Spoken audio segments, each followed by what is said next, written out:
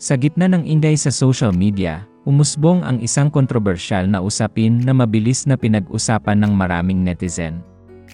Bagamat walang tahasang binanggit na pangalan, marami ang naniwala na ang tinutukoy sa isang matapang na pahayag ay isang kilalang personalidad sa telebisyon na tinaguriang King of Talk.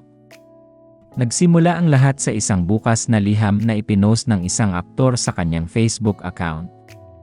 Ang mensahe ay direkta niyang inihayag para sa isang taong tinawag niyang Ma'am Annette, na pinaniniwala ang isang mataas na opisyal sa isang malaking network.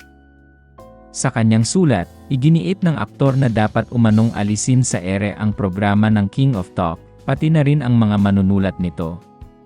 Ayon sa kanya, ginagamit umano ang nasabing palabas upang impluwensyahan ang mga Pilipino, lalo na ang mga magulang, sa pagtanggap sa LGBTQ+ community.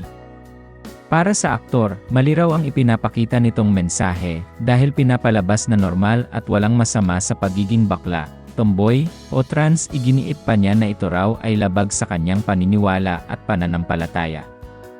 Hindi nagtagal, umani ng iba't ibang reaksyon ang kanyang pahayag. Marami ang sumang-ayon, ngunit mas marami rin ang kumontra at ipinagtanggol ang karapatan ng bawat tao na mahalin at tanggapin ang kanilang sarili. Sa kabilang panig, nagbigay rin ng kanyang saloobin ang tinaguriang King of Talk.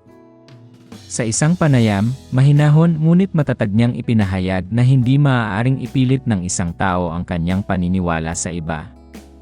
Anya, bawat isa ay may kanya-kanyang pananampalataya at paraan ng pagpapalaki, at nararapat itong igalang.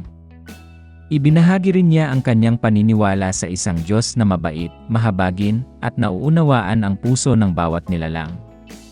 Para sa kanya, ang tunay na sukatan ng pagkatao ay hindi nakabatay sa identidad o oryentasyon, kundi sa kakayahang magmahal. Nag-iwan siya ng isang makapangyarihang mensahe. Sa huli, ang tao ay huhusgahan hindi sa kung sino siya, kundi sa kung paano siya nagmahal at nagpakita ng kabutihan sa kapwa. Sa gitna ng magkakaibang opinyon, nananatiling malinaw na ang usaping ito ay hindi lamang tungkol sa paniniwala, kundi pati na rin sa respeto, pag-unawa, at pagtanggap. Mga halagang patuloy na hinahanap at pinahahalagahan sa isang lipunang may sari-saring boses.